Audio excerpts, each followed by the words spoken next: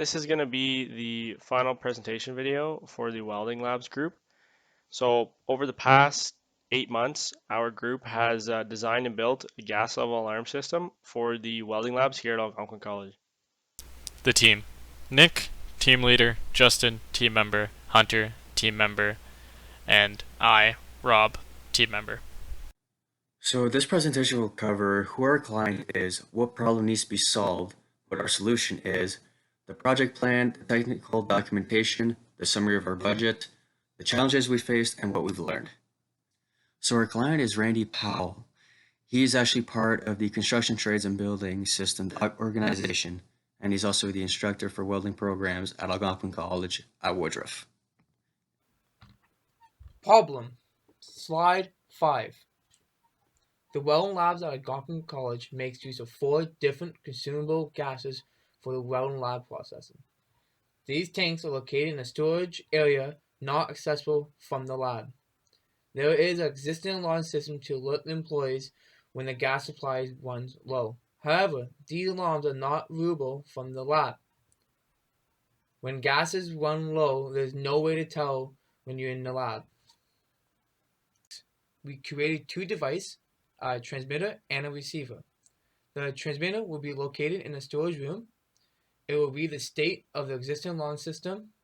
It will transmit this data to a cloud server. The receiver will be located in the lab. It will read the data from the cloud server to determine if the tank is low.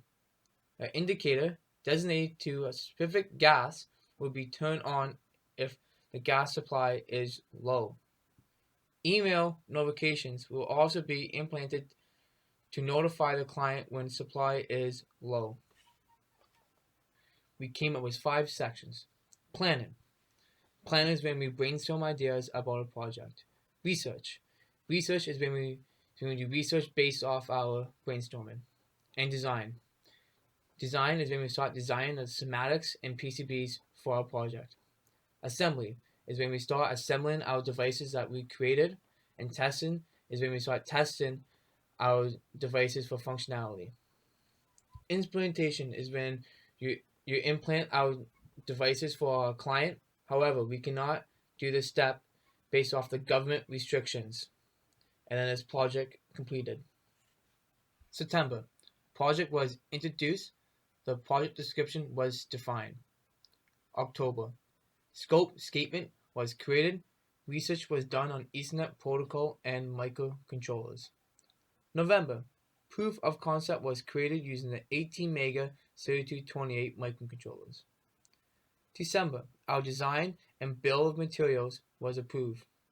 If you look at the picture, this is a receiver proof of concept using our 18 mega 3228P.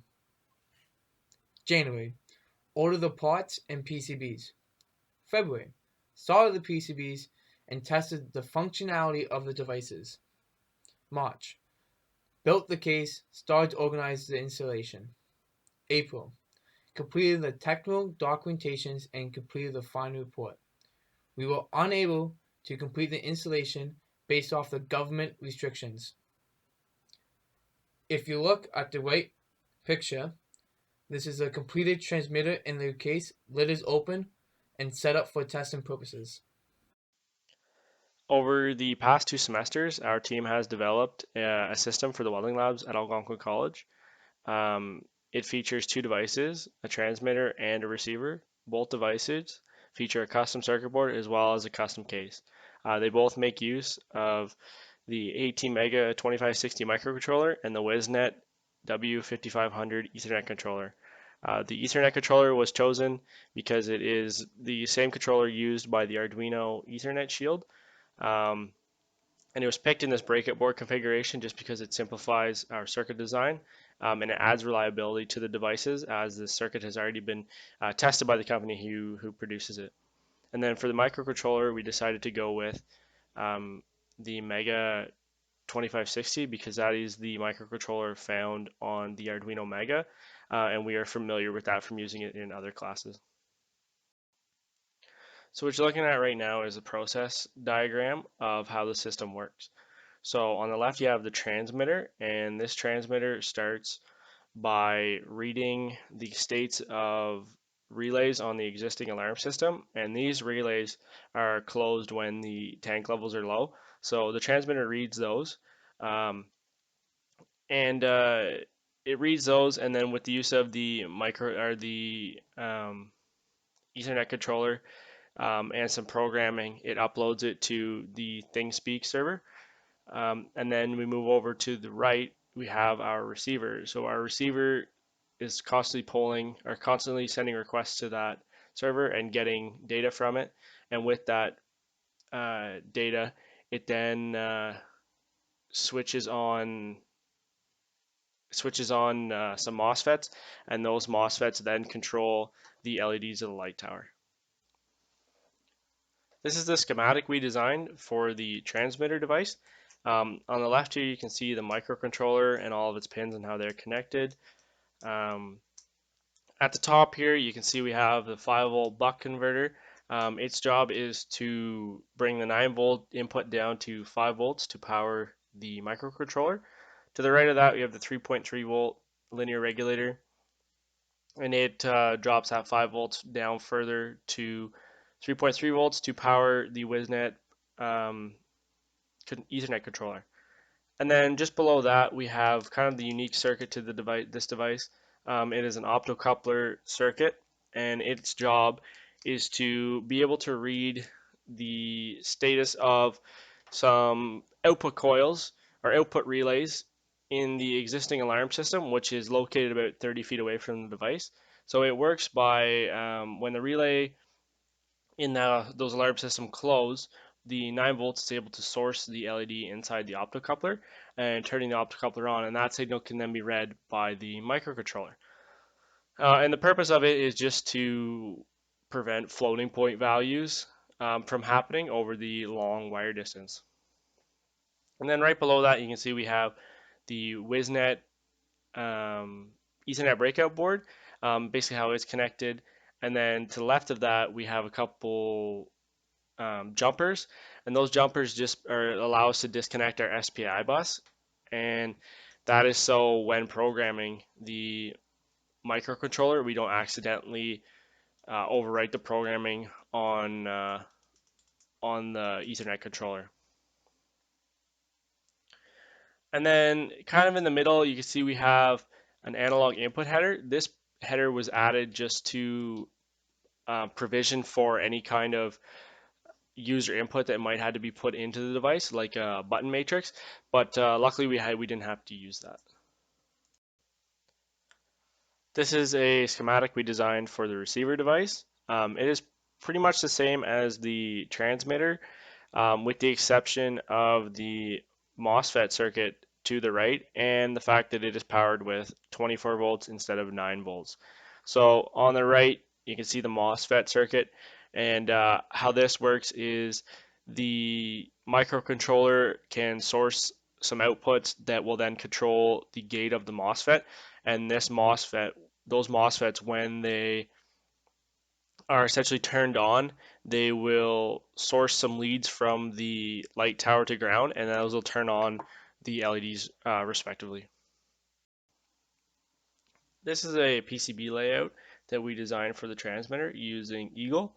On here you can see on the left is the Ethernet breakout board, above it an SD card reader, the microcontroller in the center, and then the optocoupler and the outputs on the right, and then the bottom right is the voltage input. This is the other layout we designed.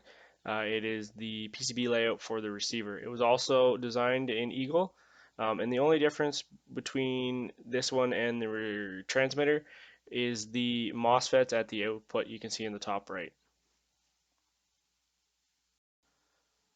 So right here we have a case that we designed using Fusion 360. This case was designed to be 3D printed and also work for both the transmitter and the receiver, so we only had to design the one case. So as you can see on the bottom left, we have a little square port for the Ethernet. Then we have a little port for the voltage input, as well as some diagonal cooling holes. and then a circular hole on the right to connect a cable grommet for the input wires for the transmitter or the output wires for the receiver to go through. And then the rectangular square in the lid is there to house the LCD screen. So this is just a top-down view of the same case with some dimensions added in. As far as the software goes, we used some example code from ThinkSpeak and modified it. The devices are programmed using the Arduino IDE, and they make use of several different libraries, including the Ethernet, the I2C library, the LC library, and some ThinkSpeak libraries. The devices are programmed through the I2C, and they can also be programmed through the TX and RX pins. Here we have a rendering of the case, as well as a 3D rendering of the transmitter with a populated PCB. And then on this slide, it is a 3D rendering of the receiver. So this video is just a little demonstration of the system in operation. So right here we have the transmitter, and it's connected to a little dip switch that is mimicking the alarm relays. Over here we have the receiver, and then it is outputting to this LED light tower. And then right here we have like a little UI for the ThinkSpeak server. So I'm just going to push down on one of the dip switches here, and you can watch channel 4 here. Due to the way it's programmed right now, it updates every about 10 seconds just to the limitation of ThinkSpeak. In the future, it'd be nice to have it programmed so it would upload anytime it sees a state change. So you can see here it goes low, which then you can see the receiver turns the LED on.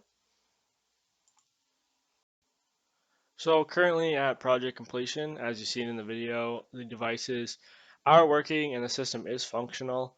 However, there is some software improvements that, in our opinion, would need to be done before this system could be permanently implemented.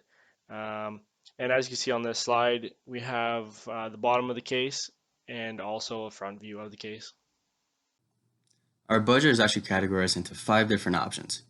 We have materials and supplies, contracting services, shipping, tax, and 10% contingency. We budgeted $526.27 for materials, $838.30 for contracting services, $158.86 for shipping, $91.45 for tax, $161.49 for 10% contingency. Overall, our total is actually $1,776.37. What we actually spent was $500.61 in materials, $87.70 for contracting services, $47.83 in shipping, $58.33 in tax, and our total actually was $694.47. Just a side note that for the budgeted contracting services, $775 was actually budgeted for the installation of network drop that was not completed due to the school closing. Challenges our group faced was programming knowledge. All of us had a limited knowledge of programming. We had to do an extensive amount of research to program these devices. Another challenge we had was PCB manufacturing. We've never designed or manufactured a PCB before this project. We were worried about making mistakes, so we had to double check and ensure there was no errors. 3D printing was another challenge for us. Communications with Makerspace was difficult. It took multiple weeks for us to get into queue. With the school's closure, our cases did not get printed through Makerspace, but luckily we had a contingency plan to where we had pre-made plastic cases ordered, and we ended up just modifying them and using them as our final case. Other challenges were poor design choices. Initially, our design had a linear voltage regulator for power regulation. This drew too much current, which in turn overheated. Luckily, we noticed this early due to continuous review of our design. It was caught very early in the life of the project. Implementation is another challenge.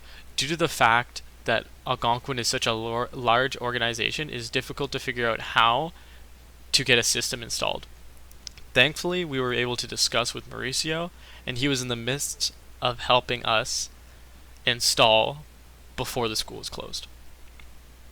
What we learned was new skills like designing microcontrol based devices, new computer skills, an Eagle, Fusion 360, Arduino, the importance of good communication between clients and teammates. If we could do it again, we would get more done sooner in the life of the project and focus on software. Big takeaways was not to put off things just because you have all year. It's important to focus on what you can do in the moment and getting it done as soon as possible. Thank you for watching. Thanks for paying attention throughout the semester. This has been the Welding Labs group. Hope you enjoyed. Stay safe. Have a good one.